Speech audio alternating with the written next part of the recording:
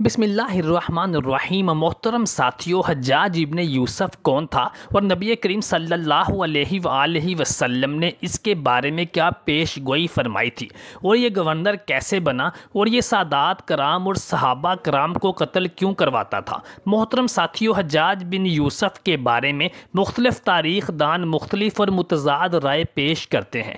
کچھ تاریخ دان کہتے ہیں کہ حجاج بن یوسف بہت ظالم اور سفاک انسان تھا اور یہ سادات کرام اور صحابہ کرام علیہ اجمعین کو بے دریغ قتل کروایا کرتا تھا، لیکن وہیں پر کچھ تاریخ دان یہ بھی کہتے ہوئے نظر آتے ہیں کہ حجاج بن یوسف نے اسلام کی ترقی و ترویج میں اہم کردار ادا کیا۔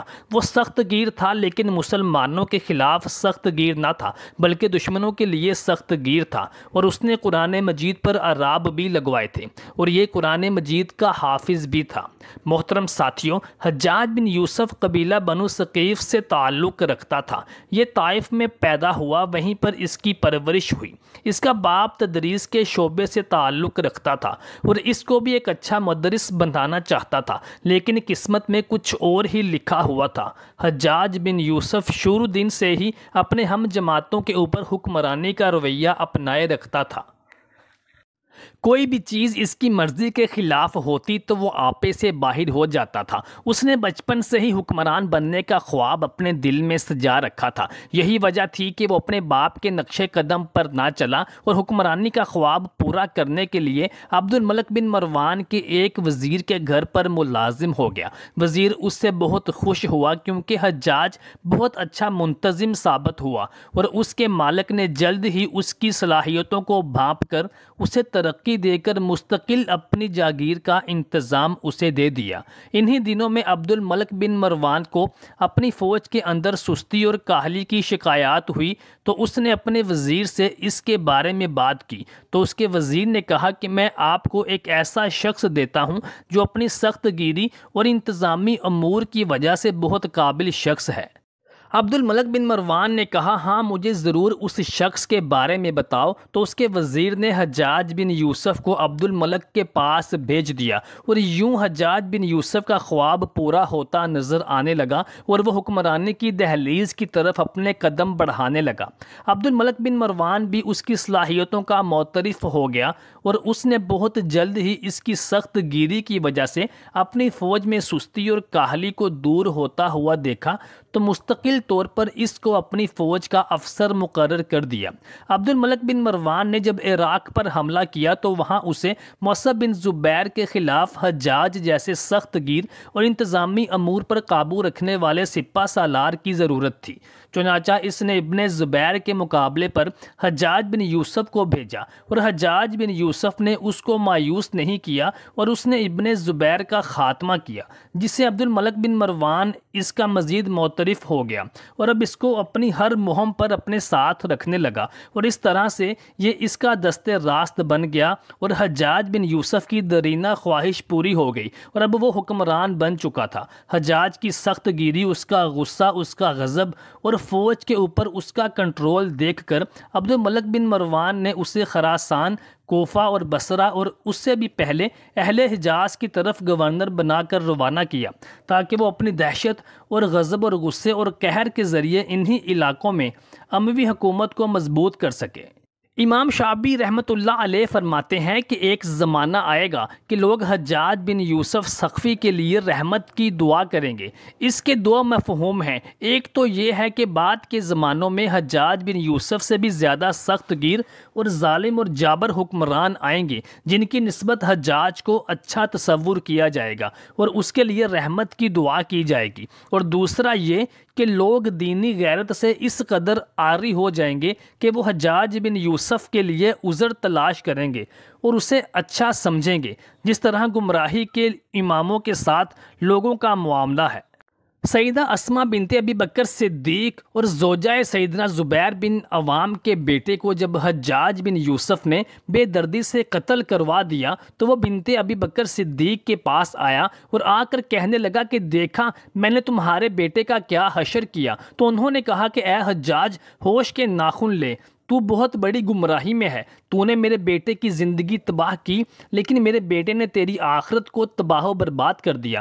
اور سنو، رسول اللہ صلی اللہ علیہ وآلہ وسلم نے ہمیں بتایا تھا کہ بنو ثقیف میں ایک بہت بڑا کذاب اور ایک بہت بڑا سفاک ہوگا۔ کذاب کو تو ہم نے دیکھ لیا، اور رہا سفاک تو میں نہیں سمجھتی کہ وہ تیرے علاوہ کوئی اور ہوگا۔ اور ہاں، میں نے سنا ہے کہ تو مجھے 2 اوزار بند والی کہتا ہے۔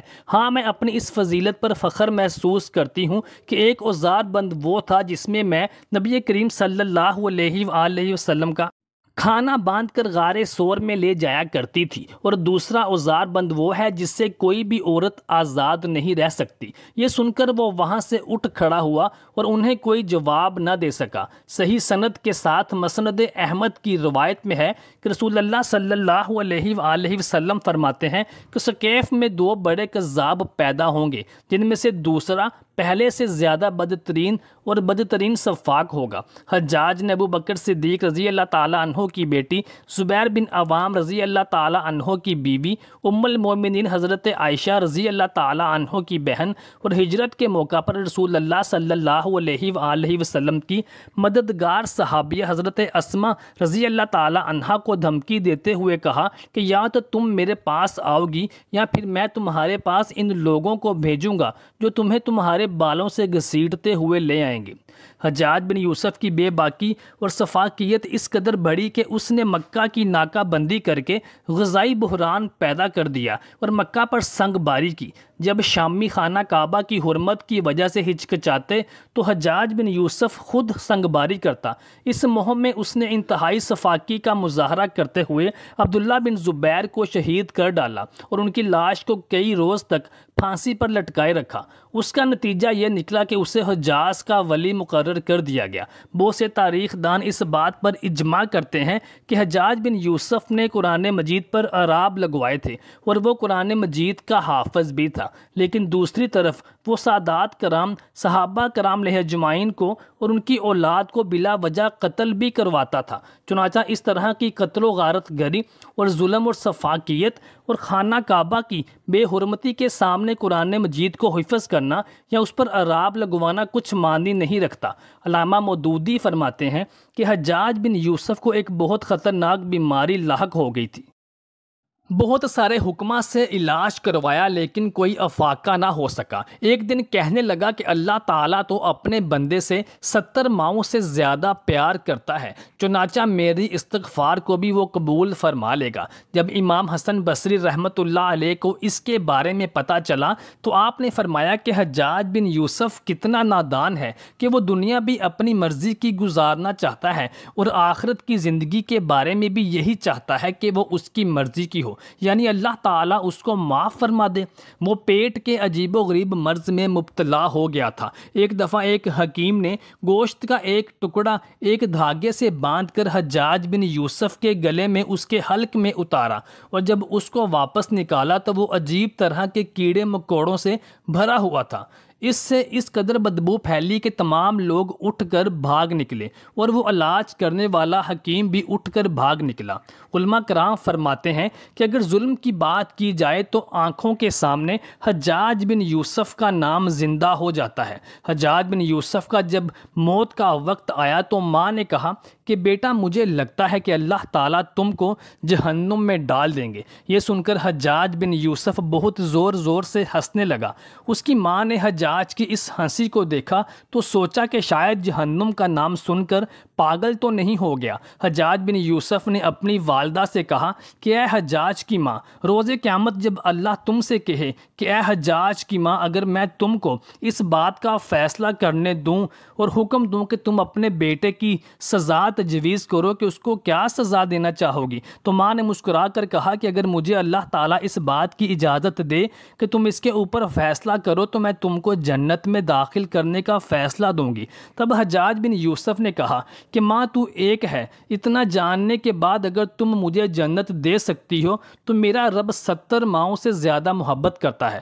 حجاج بن یوسف بہت ظالم تھا۔ اس نے اپنی زندگی میں ایک خون خوار درندے کا روپ دھار رکھا تھا۔ ایک طرف موسیٰ بن نصیر اور محمد بن قاسم کفار کی گردنیں اڑا رہے تھے اور دوسری طرف یہ حجاج بن یوسف خود اللہ کے بندوں، اللہ کے ولیوں، آل صحابہ اور علماء کرام کے خون سے اپنے ہاتھ رنگ رہا تھا۔